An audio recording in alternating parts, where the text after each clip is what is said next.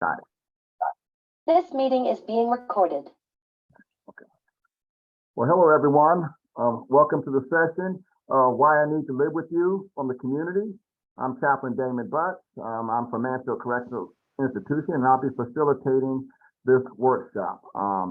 First of all, we'll just start off by having all the panels, people on the panel to tell who they are, where you're located at, and a bit about your experiences in the reentry housing arena. So anyone can start, that's fine. Good morning, everyone. I guess afternoon now. My name is Zach Ruppel. I use he, him pronouns. I am with the Central Ohio Restored Citizens Collaborative, and I am coming to you from Columbus, Ohio. I re-entered about 4.5 years ago and have worked in the justice, data, and policy space, advocacy space since then. Contract with a couple local nonprofits, and I'm excited to be a part of the conversation. Hi, everyone. My name is Ray. I am a returning citizen. I'm working on my master's social work degree at The Ohio State University. I'm currently interning with ARCH, accompanying returning citizens with hope. I was released in 2018, and I've been trying to get involved with prison advocacy, reform, reentry, all the organizations here local in Columbus, and I am very excited to be part of this. Awesome.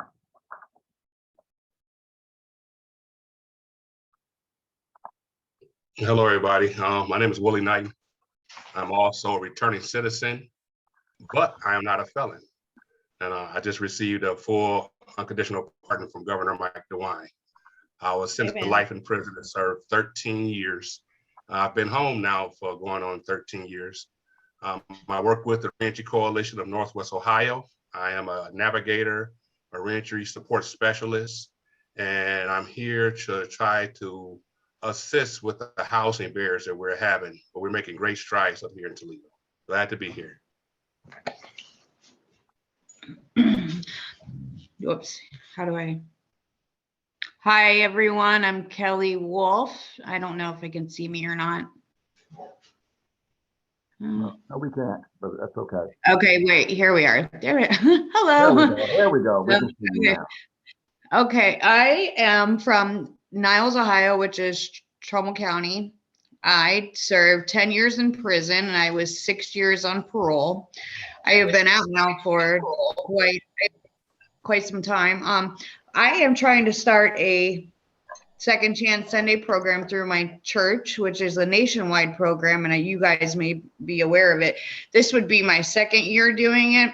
I think what we're trying to do is get the people that are re-entering society and help them get on their feet and get past those barriers that can cause you to go back to the streets.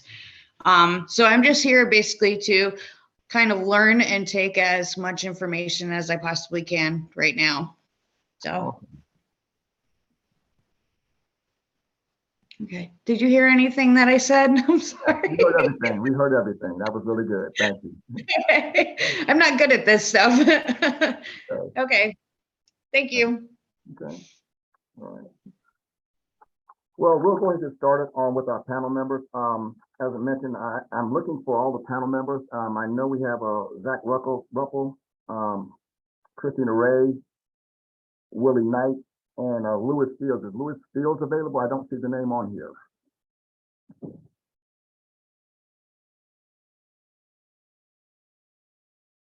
Okay, well, we'll proceed. Okay. As you know, this is a very important and meaningful topic because we know dealing with recidivism, housing and community and family and coming in to an appropriate situation is huge regarding recidivism. If people can't have a place to stay or meaningful housing, that can lead to other things. So I'm glad we're having this, and thanks everyone for being a part of this. But we'll start off with this question, dealing with our panel members. From your experience and perspective, why is it important for people coming home to have a safe, stable house or housing? Mr. Knighton, could you start with that, please? Yes, sir, Chaplain. It's very important because housing is the foundation of being able to tackle your barriers. That's the place where you can focus on the things you have to do. You can find your safety in housing. I relocated when I got out of prison because of my former gang ties in the community. I didn't have to move far, but I moved far enough where I didn't have to worry about all the temptations, all the violence. And I was able to put a plan together on how I was going to live successfully in the community. So it plays a major part. Thank you, sir. Can we have Zach and Christina speak? You mind if I call you by your first name? Is that okay? Fine. Okay, no problem. Go ahead, please. So it's important because, first of all, I appreciated the way that you phrased the question. You said safe and stable housing, not safe and stable shelter. And those are two very different things. And I think I try to view not only the work that I do, but the opportunities that I was provided when I was released from kind of a Maslow hierarchy point of view. Obviously, everyone needs shelter to feel safe and meet that first level. But the housing piece is, for me, I think, how we start moving from that I'm free versus I'm released mindset. And I think that safe and stable housing is really, really pivotal for someone feeling like that they are a re-entering returning citizen. It is, in my opinion, part of the restorative justice model. And I think it is really, really hard to be successful if you don't have that foundation of somewhere safe and stable to live. Great. Absolutely. I agree with everything everyone has said. There's a part of being human where you need to feel a belonging. You need that safety, just that sense of inner peace. And a lot of us go to our home or our house to find that. So the lack of having that, you're not going to be able to go somewhere and be safe and to be at peace and have that inner turmoil going all the time. I can only imagine would lead to more recidivism rates. Great. Thank you for your responses. We'll go on to the next question. I'm gonna skip around with some of these questions that I have in front of me, so bear with me because I think the flow will be going this way right now. So what I want to ask now is, what are some of the most significant obstacles for neighbors returning home? Because I think that is huge right there. There's obstacles everywhere. And sometimes people don't realize what obstacles are there. So could you elaborate on the obstacles that you have faced or have heard about from others?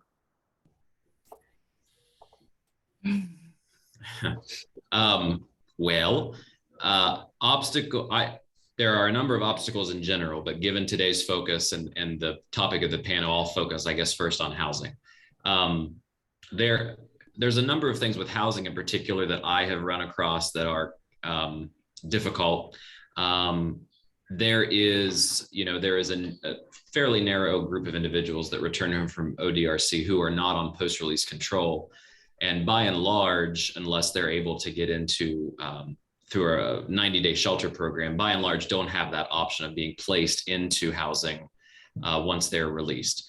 Oftentimes, the quality of case management will often dictate the amount of resources that they are able to source if they do not have the ability to do that themselves. Now, I do believe that DRC has achieved a great success in being able to get Relink onto the tablets. And I think that's going to allow folks to take some of the onus on themselves to begin researching if they want sober living, if they want transitional housing, and it's not something part of their Bureau of Community Sanction funded eligibility. There are those options there, but there's also this idea that for anyone, regardless of justice involvement, you have to have a certain credit score. You have to have at least 2 pay stubs. You need to have some sort of rental history. No one has that coming home. And so there's this period of a waiting time, if you will, of at least 90 days for someone to come home, deal with all the basics, get to work, hopefully rebuild or create credit.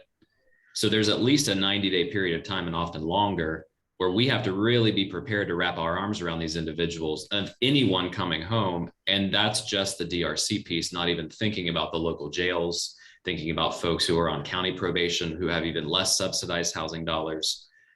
So it is a systemic issue. It is a funding issue. And there's also the need, I think, for more empathy and perspective taking for someone coming home to really help craft solutions that are statewide and community centric.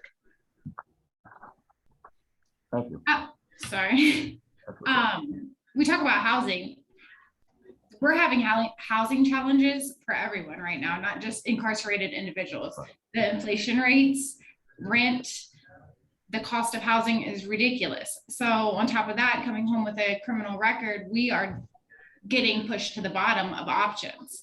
And when I got out and was looking for a place, everywhere I went said, if we do take you with a criminal record, it has to be 10 years prior. So if I wouldn't have had my mother who let me on to her lease, I don't know what would have happened, because everywhere I looked have these requirements that I personally can't meet. And it's very frustrating. You know, and a lot of the shelters are full, halfway houses are waiting lists. So when all of the resources are used up that exist, we are just with this need of lack, and there's no solution for that at this point in time. One of the interesting paradoxes, and then I'll stop talking, is that for folks who are leaving DRC who never went to DRC and are serving a local period of time, individuals that have a lower degree of felony, a lesser amount of time incarcerated, or are under local control only, have even fewer resources than the individuals who are deemed to be a higher risk or took a plea deal that caused them to plead guilty to a higher degree of felony. And so the individuals who essentially, according to ORAS, are lower risk, are coming out with fewer options because of eligibility, because of funding, because of programming, which is only raising their risk level. And it's not the same across the board. I'm generalizing a little bit, but I think that's another opportunity for us to kind of turn that thinking on its head, that if we know that individuals are coming home from the Department of Corrections or out of jail who are not high risk, who do not have substance use disorder, major mental health, and there are no other options, that is a huge gap in which this community could start to innovate. Thank you. Great. Willie, could you elaborate on some of that also, please?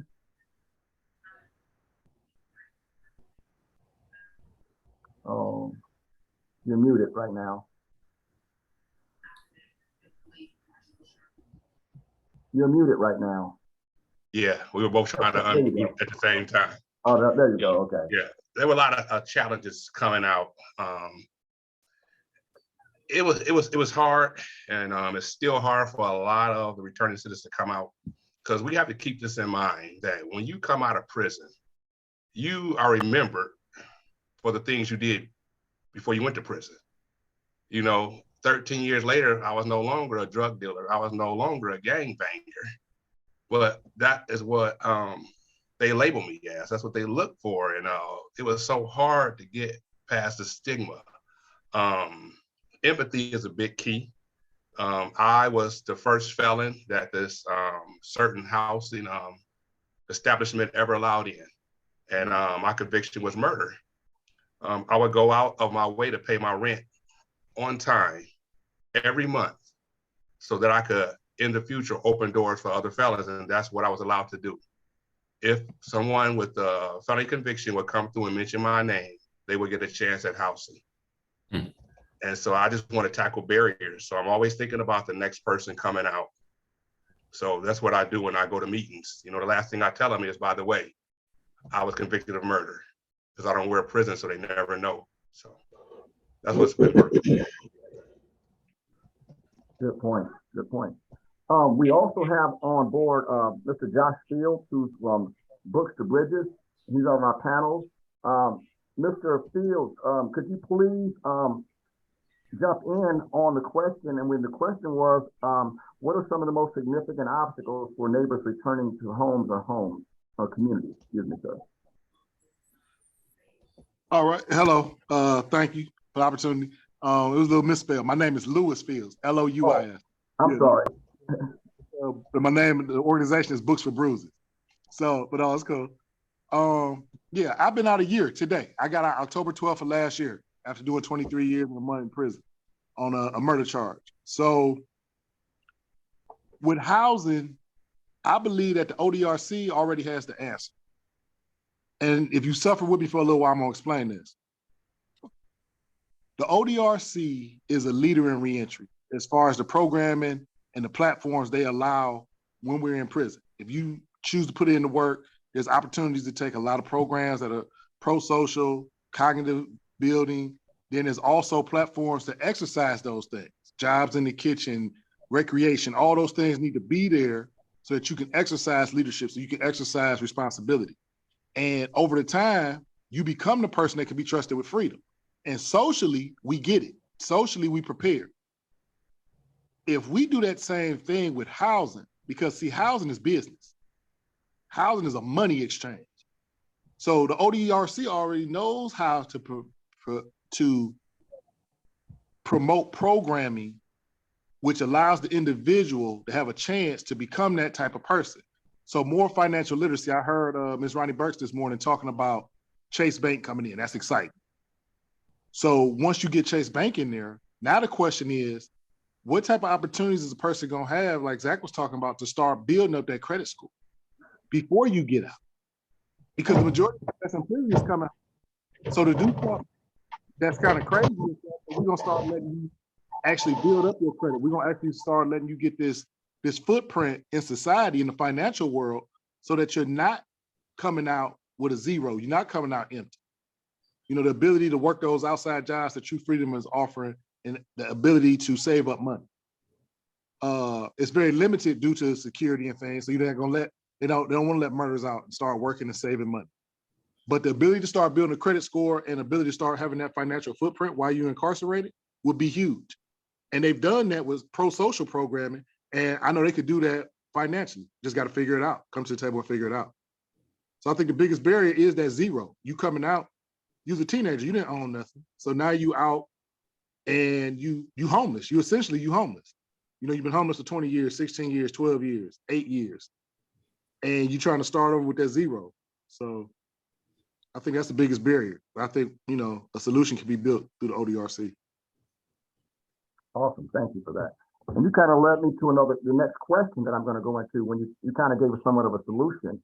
So the next question is, what is the community's role and responsibility in this effort? And it's tying in on solutions now on how we can close this gap or fix this issue that's troubling a lot of people. So you want to go ahead and finish more on that, elaborate on that, sir? Yeah, it builds with the relationship. I believe in the ideology and the principles of Howard Zehr and restorative justice, that all crime is a breakdown of relationship. So when you start beginning those relationships, because every dollar, every door, every property is in the stewardship of another human being. So when the community gets to come inside and gets to talk to us, and when we get to talk to the community and we get to get that mentorship, so we have to be willing to have a conversation, because you can't regulate what somebody's gonna do with their property. I can't force somebody to rent to you. I can't force somebody to sell you a house. So I think the focus should be on relationship building, but in the financial sector. Because like I said, they've mastered it with the prosocial. The ability to open up doors, get community members into the prisons to talk and speak with the prisoners and mentor the prisoners in prosocial ways. Excellent.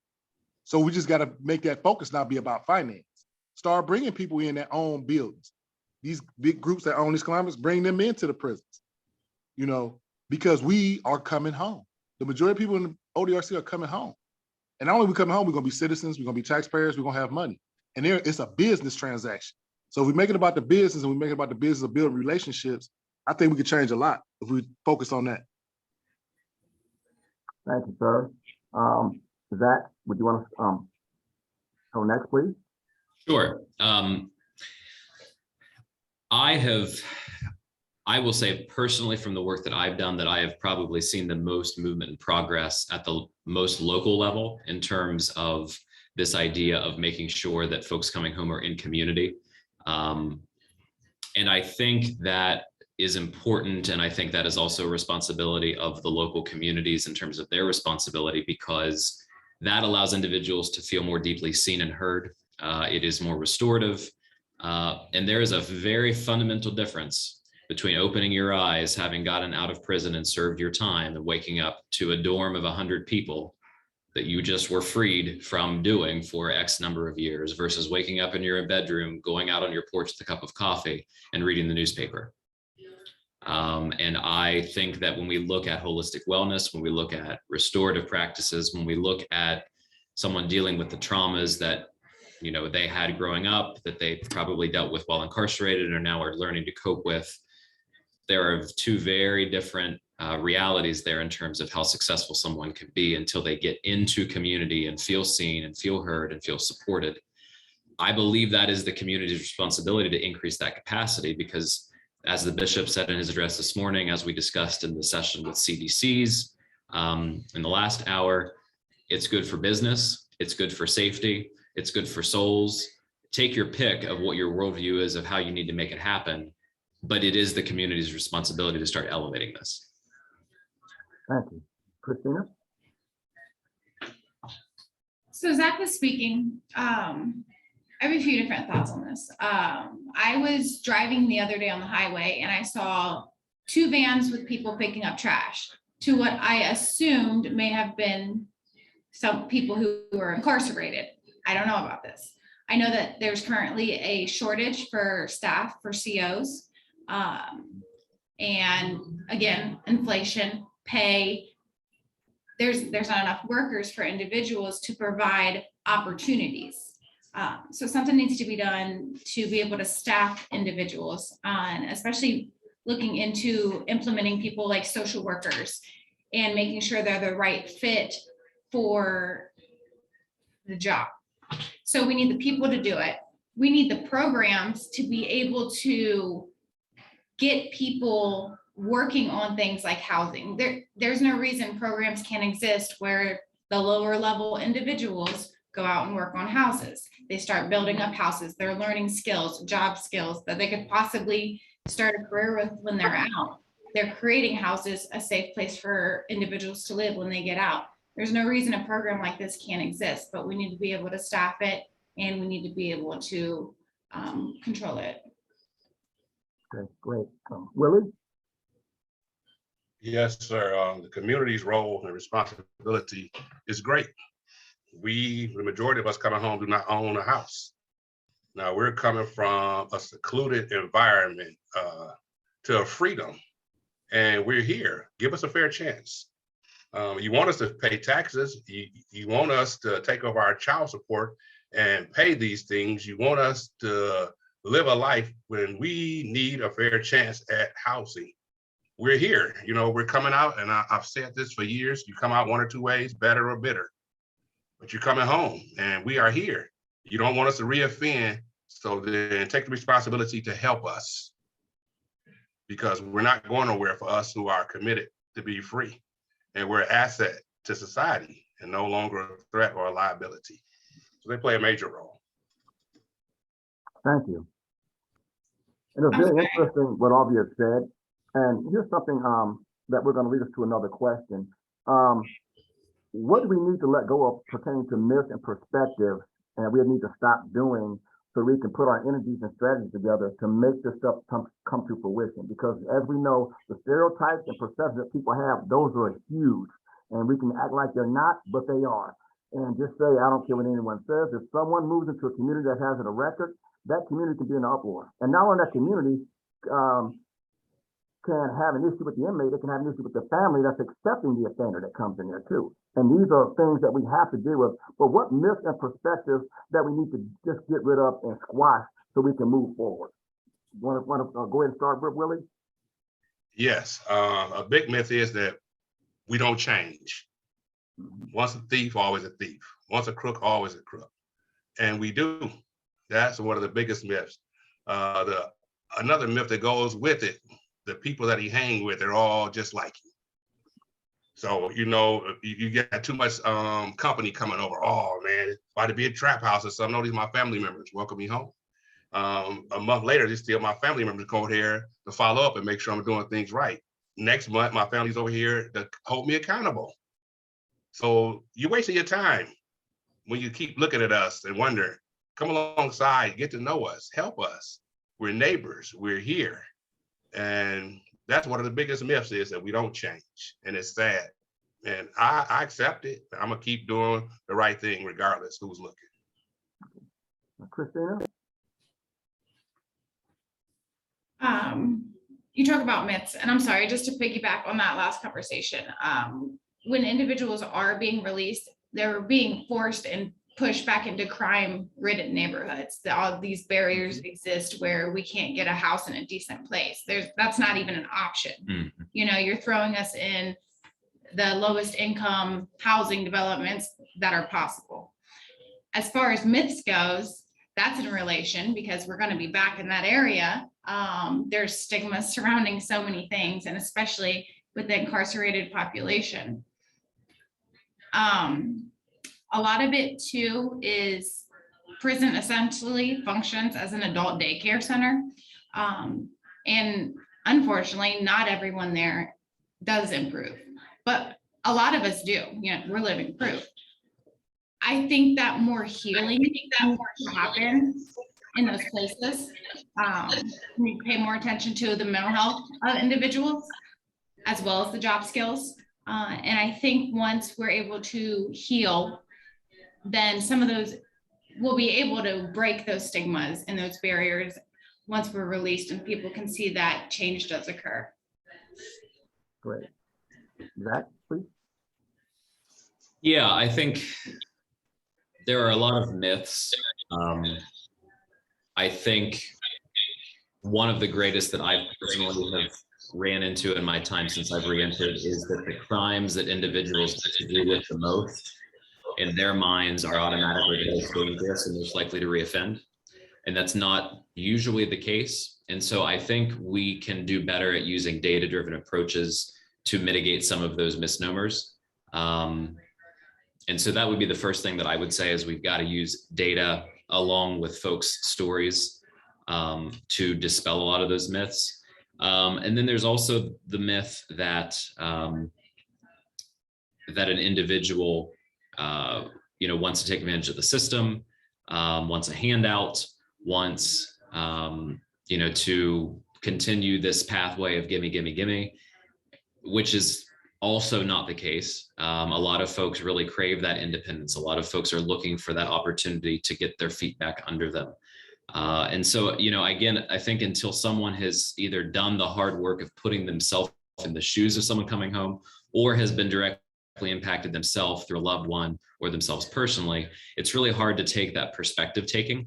The hearts and minds work is really, really difficult. And until someone is really willing to sit down and open their ears and their eyes and their heart, it's hard to have these conversations. I think going back to safety, and I think going back to economics and turning those on their head, that I am not safe if this person moves onto my street versus I actually am safer because this person is living on a community street instead of a warehouse holding 300 other people, getting very little individualized care and not really being seen and heard and continuing this othering. And so finding those opportunities to take the myth, flip it upside down, add some data, and then educate. I like that, flipping the myth and turning it upside down. I like that a lot. Louis, please.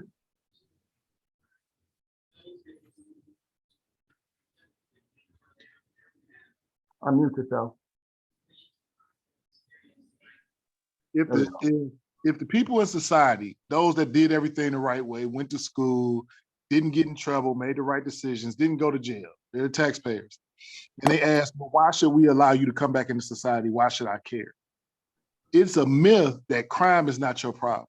It's a myth that that's somebody else's son that went to jail. Like Zach was saying, because when your family's touched by it, when your favorite niece turns out to be a felon, now it's, oh my God, I can't believe that happened. So the myth is that crime isn't your problem. Crime is everybody's problem. Those kids that's, cutting school, that you driving by and you locking the doors, them your kids. These guys is getting out of prison. These are your brothers. These are your sons. And when you look at it like that, we look at ourselves in the community and we're looking at not whose fault it is, but who was harmed and what do we all need to do? Because it's a community side to it. And then there's the perpetrator. This is our side, those that were formerly incarcerated, to do the hard work, like Willie was saying, to come back, and we ain't never going back. We ain't never going back to jail. We ain't going nowhere. We're going to be here. We're going to be taxpayers. We're going to be business owners. We're going to produce results, and we ain't going nowhere. So we might as well all come together as a community. It's everybody's problem. And I think that's one of the biggest myths, that it ain't your problem. That's their family. They family do that. They all go to jail. They do that. But we all being affected by it. Exactly. Exactly. Thank you for saying that. It reminded me of a comedian years ago that made a comment about drugs, and he said people were driving around in a bad neighborhood and knocking the people on drugs, and when they came home, their daughter was in the room snorting cocaine, and they said, "Oh, it's an epidemic." It changes when it hits you when you're on your own doorstep, and you kind of described that. So thank you for that. And I like the fact that we're talking about the myths because, as we know, the myths a lot of times become our reality if we let them. And with a lot of people dealing with prison, we see how Hollywood does stuff and TV does stuff, and it messes people's minds up. And so people who are actually getting out do not have a fair chance. So now, with that in mind, what's the community role and responsibility in this effort? And I know we kind of hit on that somewhat, but let's elaborate on it a little more, okay? Let's start with you, Christine, if you're fine with that, please. I'm sorry, it's kind of hard for me to hear. You said the community's role in housing for. Yeah, a little more in depth. I know we kind of hit on that somewhat, but what's the community role in some other entities? How can they get involved in their role in this too also? I think it completely relates to what we've been discussing.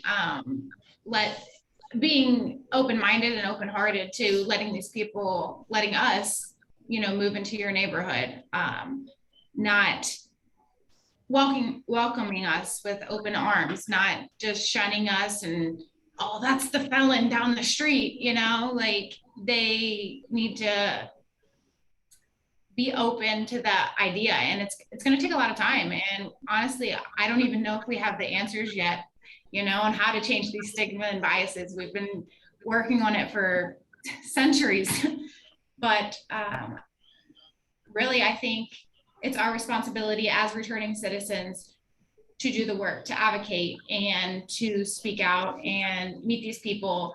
I meet someone and I interact with them, get a good relationship, and then I let them know, I have been incarcerated. And they're like, what? You were in jail? You were in prison? And I'm like, yeah, I met some of my best friends in there. There's amazing people in there.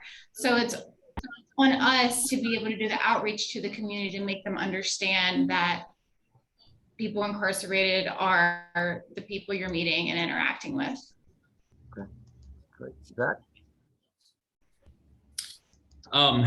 Yeah, I think a huge area of opportunity that I think Central Ohio is on the cusp of is starting to educate landlords on some of the transferable skills, as well as some of the adaptations that have to happen when you're incarcerated that then transfer to being a better tenant, that then transfer to having a deeper level of gratitude and appreciation for a property because we've been given that equity and inclusivity.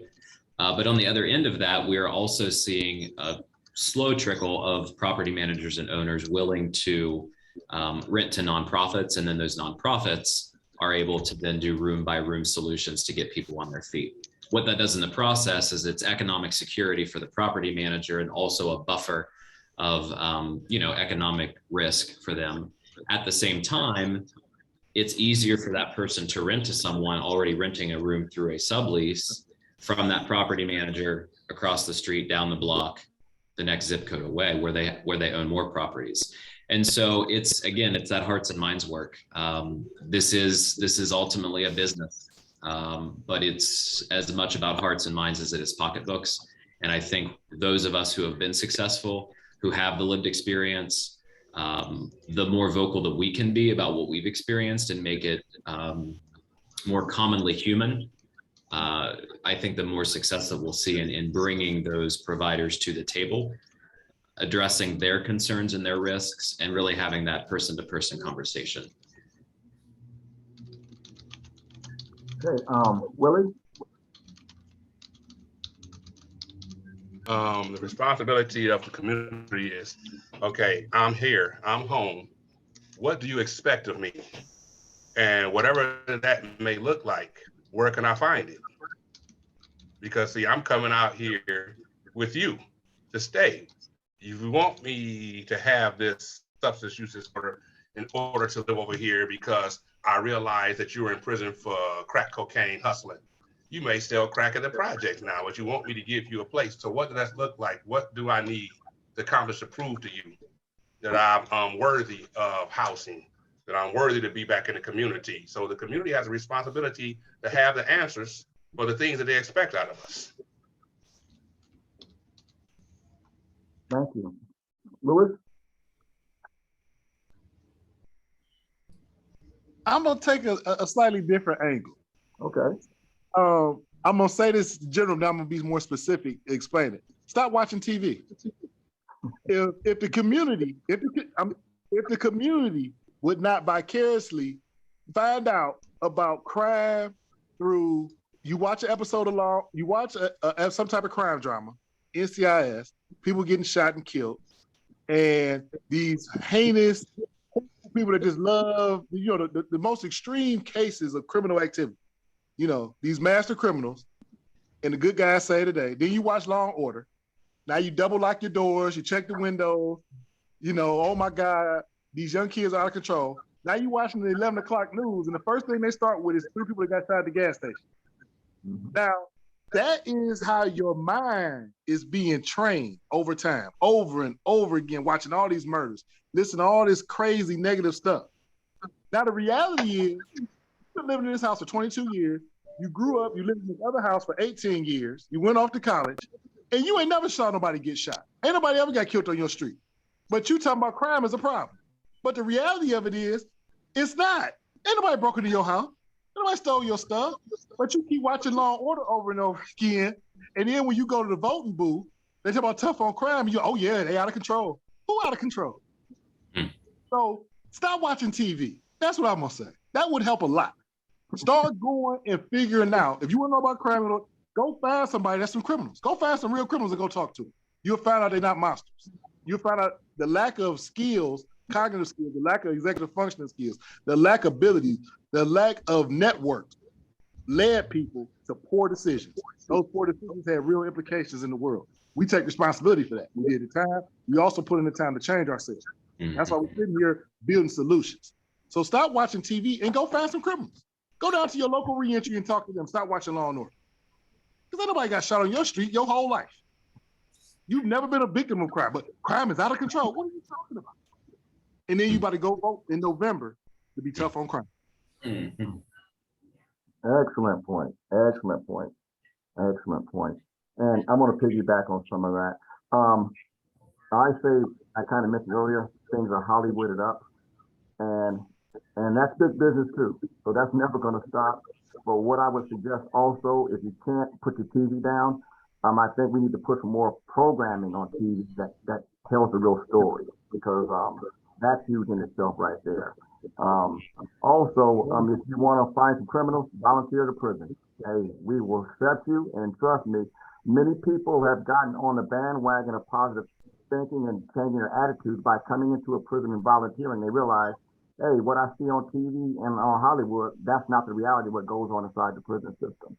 Everybody in prison, we were talking earlier, I said everyone in prison does not need to remain there the rest of their life. Some people really have changed, and they need a chance and an opportunity, and people need to be exposed to more individuals like that. We're going to have one more question, and then we're going to open some things up for some questions from some of the attendees. One of the questions I want to ask, if you had to pick 2 things that we should focus on, what are those 2 things would be to help rectify this issue with housing and neighbors returning home? And just pick 2 of them, 2 main ones that probably are on your mind, okay? Let's start with you, Louis. For me, everything is relationships, because every house, every apartment, every loan, every credit card, every job opportunity, whatever it is stewarded by a human being. The human relationship is lost. We can change laws, we can do CQEs, we can do all these other things, but until we get to the nitty-gritty of connecting as human beings and seeing each other as human beings, nothing's going to change. So for me, the number one thing is building relationships. To me, the ODRC has mastered the social emotional building up of individuals while incarcerated. And I love the Chase Bank focus. And I just think we need to take the financial focus, the business side of it, entrepreneur up to the next level, and start getting those businesses in there. Start getting those people that's making those decisions in the room. Start getting those people that do loans, that do mortgages. get them in the room with prisoners before we leave prison, you know, to start building up that relationship. Everything is based on relationship. So that's number one for me. Okay. All right. Zach? Yeah, I think some action steps that I see moving forward. I think in terms of reentry housing and in terms of creating capacity and community for reentry housing, I think we can learn a lot from our friends in the substance use disorder community who have done some wonderful things with sober living homes and communities. So I think looking at some of that model, that funding would be a good place to start. We also have to be careful that we do not try to profit on folks' desperation. That, you know, providers who do want to come to the table and provide a viable solution are not providing a solution that takes half of someone's income just for that room for rent. Because we know the reality of reentry employment, and that is greatly increased. However, that person is also working on financial intelligence for the first time, credit restoration for the first time, potentially. You know, they may not have their food stamp card for a couple of weeks, so they're spending it on groceries. Then to say that you also then need to pay $950 for a room, quite frankly, is predatory in my opinion. So I think we also have to be careful that as we're creating solutions, that we are keeping in mind the people that we serve and not just the economics and business side of it as well. Okay. Christina? Absolutely. Ideally, we could get this economy under control. Fair wages, raising minimum wage. I think that we definitely need to focus on removing those barriers that exist, these laws that you can't get a house if it's been, you know, unless it's been 10 years. I think we need to take a look at the laws in place, the barriers in place, and accommodate them for reality and what we need to have a safe and successful community, because everything that's putting these people on the streets, barring them, is not going to do anyone any justice. It's not going to be beneficial. Okay, great. Okay. And Willie?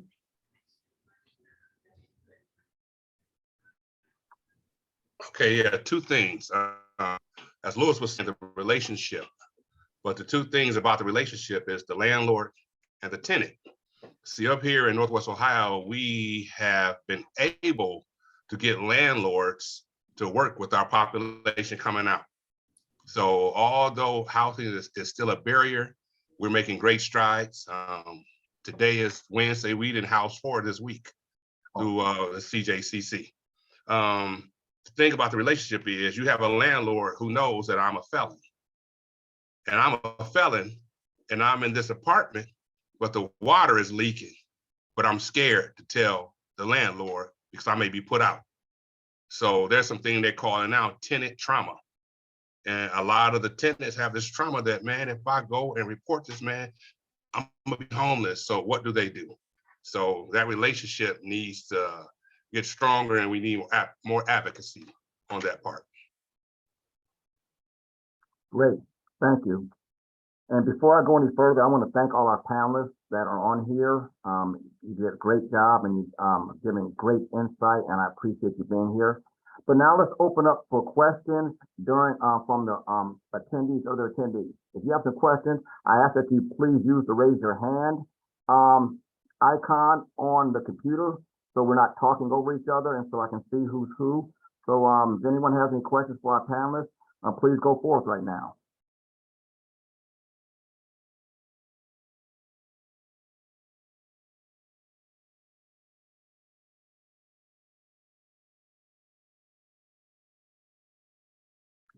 I don't see any hands right now. I hope it's working. If someone has a question, just go on mute yourself. I'm not saying you got hand things up. Maybe it's not working, or maybe no one's asking questions. Oh, Claudia, I should go ahead, please. Hello, everyone. Thank you so much for sharing your insights. I wanted to know, how can I prepare my son before he comes out? Is it like a year, 2 years? What do I do in that case? He's burned a lot of bridges here in the house. I don't want to be the mom that says you can't come back, but we've tried it and it doesn't work.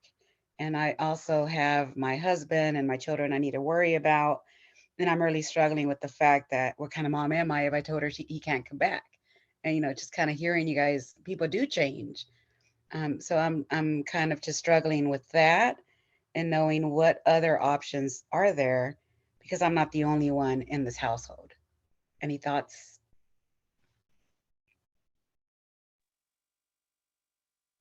Sorry. I know that I put my parents through it. And, you know, to the point where my father, I was substance use disorder. My father didn't want anything to do with me. And my mother, even though she wasn't happy about it, she was my rock. She stayed there for me continuously. And it took 3 years in prison for me to get it together.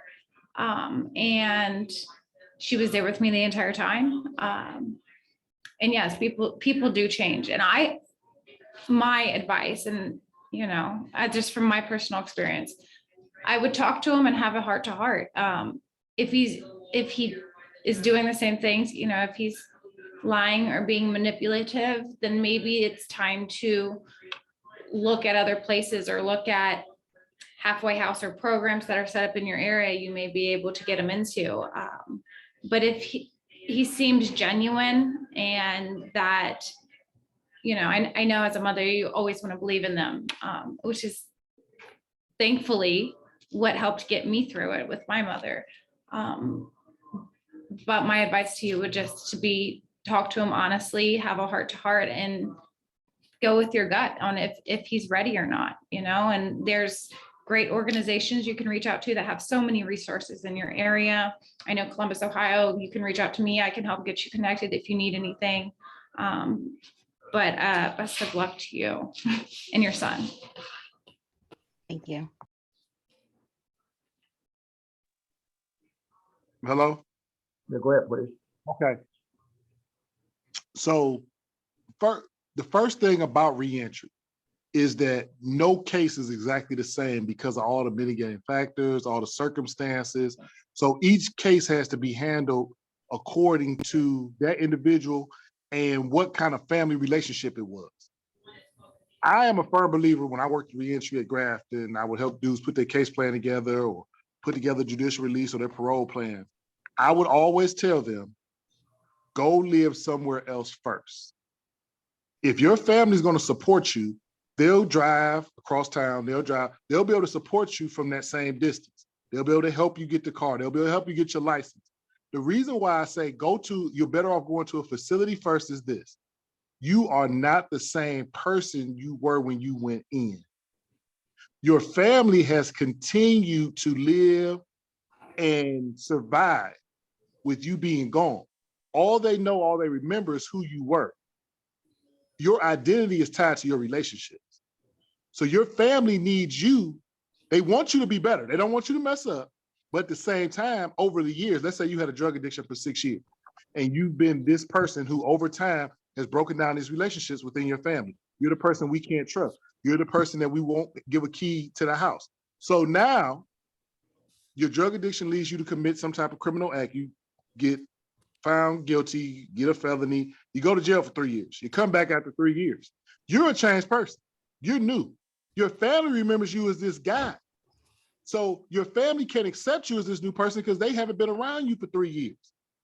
You can't know a person through a visit. You can't know a person through a couple JPay video chats.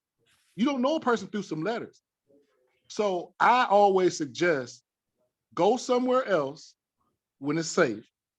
Live there, start your life. You're an individual. Your identity is tied to your relationships. So when you get back in that same pressure in that household and the heat gets hot, you know, it's a frustration. God forbid some money comes up missing or the cars move wrong. And, oh, we know Lewis did it. Oh, that's what he did it again. We knew we shouldn't have let him in. And you didn't do it. But already these triggers are happening, this trauma. It's been broken already. But you 6 months out, you're still trying to figure life out.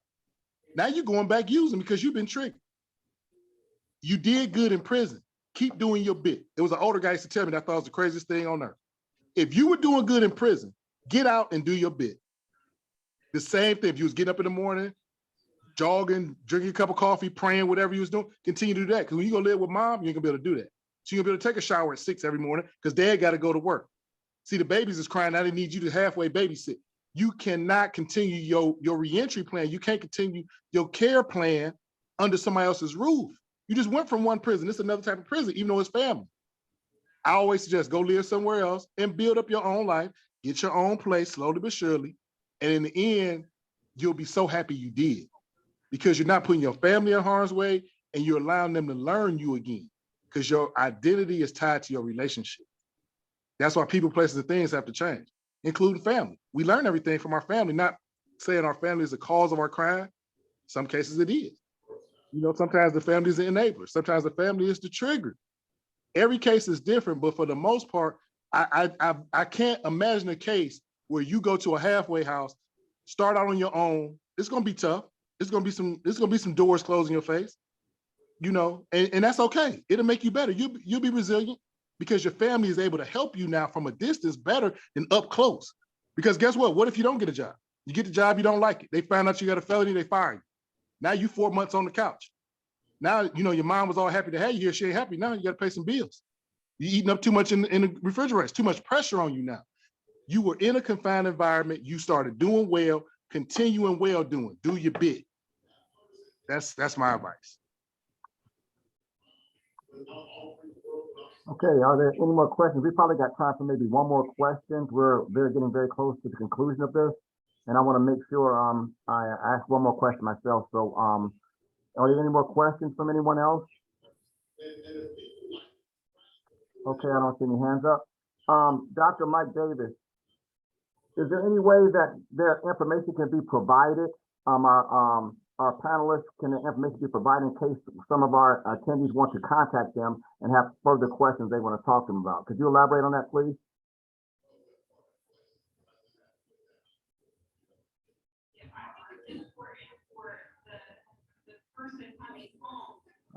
Maybe he's not here. Okay, I see him on here, but maybe he's not here. Okay, but I will find out a way that we can do this because I'm sure maybe some of you may need to talk to them further. And so we'll find out how we can make that happen. One last question I'm going to ask my panelists.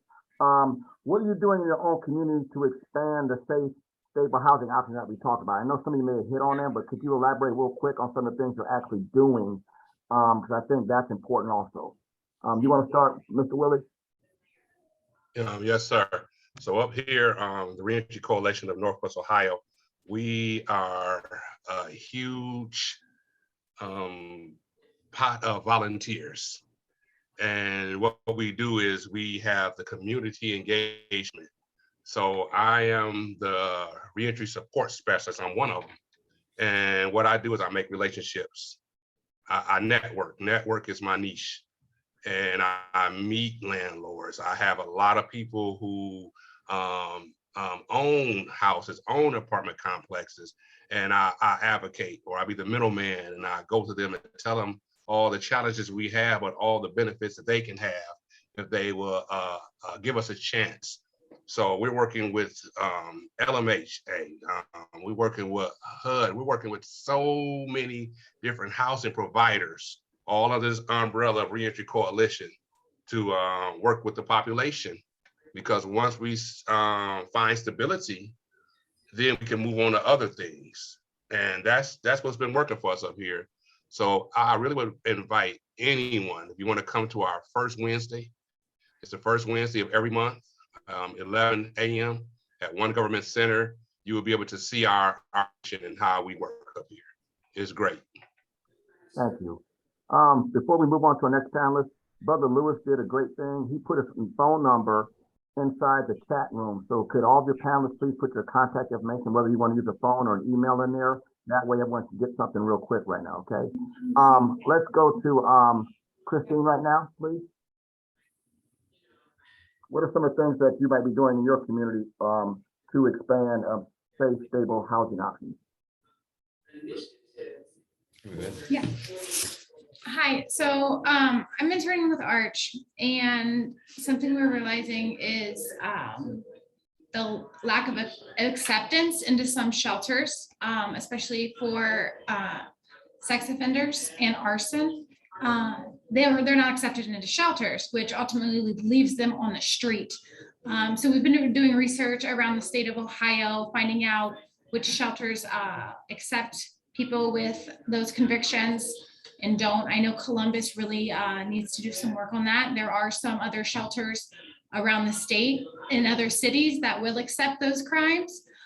So we've been working to gather that data, because our streets and our communities are going to be much safer when everyone is housed and they're not accepted. So we've been working to try to get housing for everyone, equal and safe housing for everyone as a priority to help improve our communities. Zach?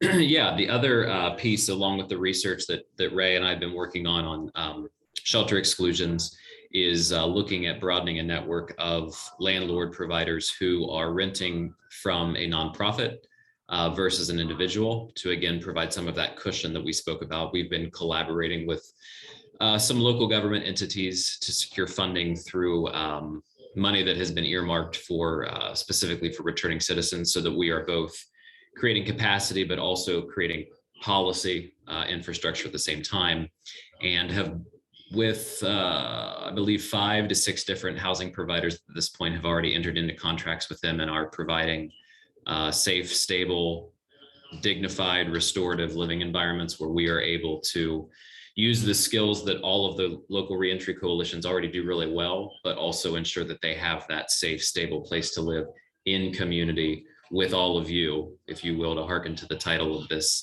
conversation, so that they do feel seen and heard and supported 360 degrees. Thank you. And Louis, please. Yeah. Well, I'm the community outreach manager for the Marshall Project. Marshall Project deals with criminal justice reform on every level. They want to make criminal justice reform the #1 topic across the board for everybody's safety, for everybody's well-being, for the continuation of humanity, actually. You know, we got to figure this thing out. So they have a magazine called News Inside, which is my job to get that magazine into the prisons. So you can Google the Marshall Project and you'll see what they do. It's a very powerful tool. It's great that it's in Ohio, and it's a big deal. So I work with them, and you know, we do journalism, which brings about the awareness to certain issues on both sides. So the criminal justice, those that enforce the laws and those that are affected by the law. Thank you. Well, I want to thank everyone. Our time's pretty much up now. I want to thank everyone for participating on this panel, and also our attendees. I think there was a wealth of information and a valuable discussion that took place, and one that needs to continue. I thank all of you, and again, hopefully we can do this again. And everyone take care. And again, if you need to contact the panelists, please reach out to them. I'm sure they will be glad to speak with you. Take care, and thanks everyone. Bye.